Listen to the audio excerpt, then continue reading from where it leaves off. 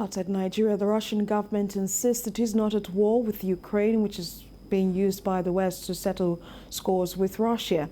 This is the position of the deputy chair of the Federation Council Committee on Foreign Affairs, Lemov Andre, who held a virtual media briefing with journalists around the world, including TVC News.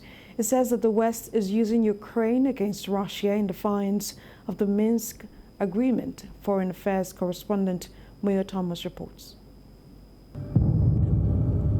It's been over 50 days since Russia began its assault on Ukraine. Thousands of lives have been lost and over 2 million forced to leave Ukraine as refugees. The war is still an international concern, but efforts at intervention by international organizations who maintain peace around the world have not yielded much results. Against reports by credible media organizations that Russia is shooting into residential areas and targeting children and women, Russia is standing by its initial response that it only targets Ukraine's military bases. A media briefing by Russia's deputy chair of Council of Committee on Foreign Affairs, when asked what it will take to end the war, insists that Russia is not at war with Ukraine. He stresses that his country is only carrying out a military operation backed by UN's Charter of Self-Defense with the aim of protecting Russia and the world. There is a conflict. This is the conflict between the West, who initiated this, and Russia. But the conflict is using the Ukraine's territory, and the Ukraine is now subject to these Western anti-Russian projects.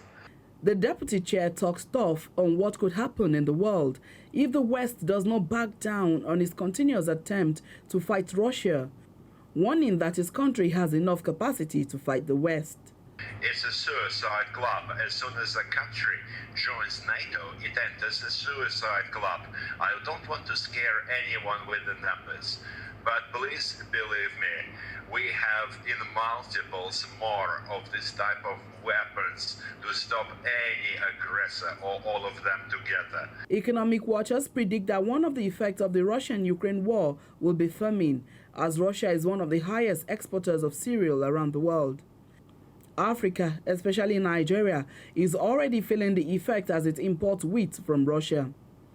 Food insecurity in the northeast of Nigeria is adduced to the war. Lemov Andre assures that Russia will always be ready to support Africa in avoiding food insecurity and impending famine once the channel for export is available. Experts are worried about the war with Ukraine degenerating into a world war and believe that the actions of Russia shows the country is prepared to take this war further. Moyo Thomas, TVC News, Abuja.